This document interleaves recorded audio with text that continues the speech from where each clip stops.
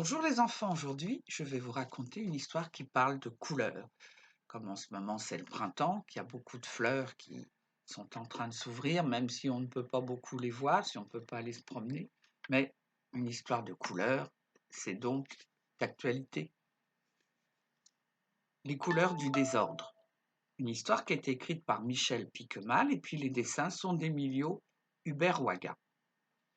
Il était une fois un vieux chef qui voulait que toutes les choses soient en ordre.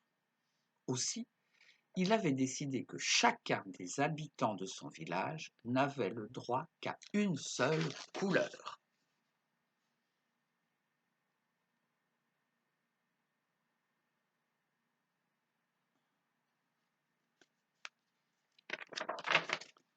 Le jardinier avait le vert, le marin le bleu, le boucher le rouge, le coiffeur le jaune.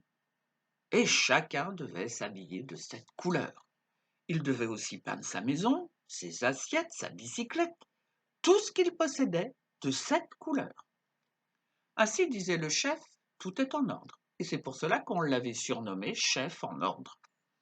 La vie au village était donc parfaitement bien réglée.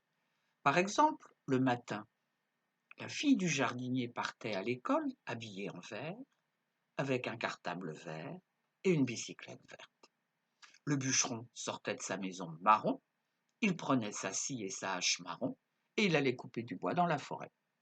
Et chef en ordre, vêtu tout en noir, regardait son petit monde partir au travail avec un sourire de satisfaction.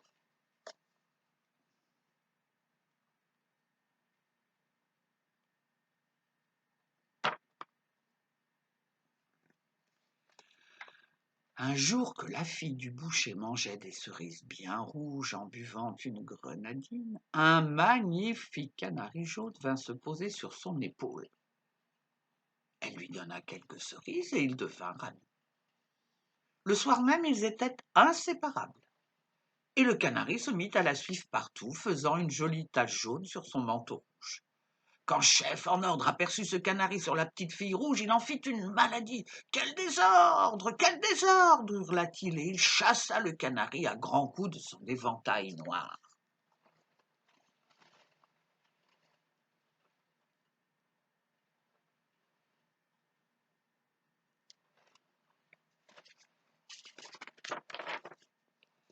Cependant, le soir même, le canari revint se poser sur l'épaule de la petite fille. Et en voyant cela, chef en ordre réunit tous les villageois. Il décréta que le canari devait aller avec le fils du coiffeur. En échange, on donnerait un poisson rouge à la fille du boucher. Ainsi, dit-il, tout sera en ordre.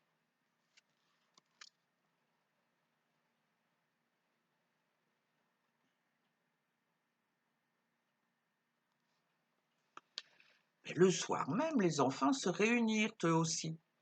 Et la fille du boucher voulait garder son canari jaune. Tous essayaient de trouver une solution. Mais cache-le sous ton écharpe rouge et le tour sera joué, proposa l'un d'eux. Mais la fille du boucher ne voulait pas cacher son canari. Alors, la fille du jardinier avoua qu'elle rêvait d'un poisson rouge. Et la fille du bûcheron s'écria qu'elle trouvait ses habits marrons trop tristes. Et moi, dit le fils du marin, c'est le bleu qui me sort par les yeux. Aussitôt, ils échangèrent leurs habits. Et ils se trouvèrent bien plus jolis avec des chapeaux, des robes et des chaussures de toutes les couleurs. Et en les voyant, les parents eurent envie de les gronder.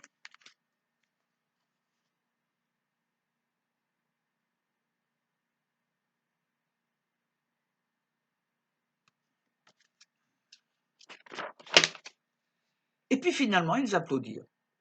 Alors, un vent de joyeuse folie souffla sur tout le village. Le marin emprunta le chapeau de paille du coiffeur. Il l'emmena avec lui faire un tour dans sa barque bleue. La femme du marin cueillit un bouton de rose pour l'accrocher à son corsage. Le jardinier distribua des salades vertes à toutes les mamans. Et pour la première fois, il planta avec bonheur ses dents dans une tomate bien rouge.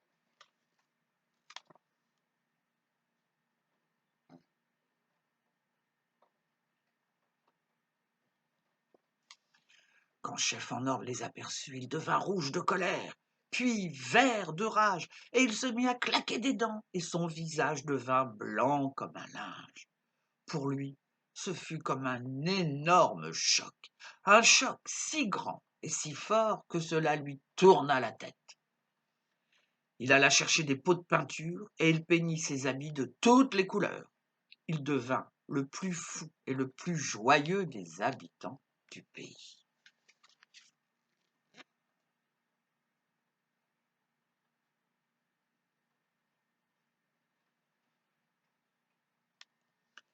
Voilà, l'histoire est finie. Alors j'espère que vous n'allez pas aller peindre vos habits de toutes les couleurs. Et je vous dis à la prochaine fois.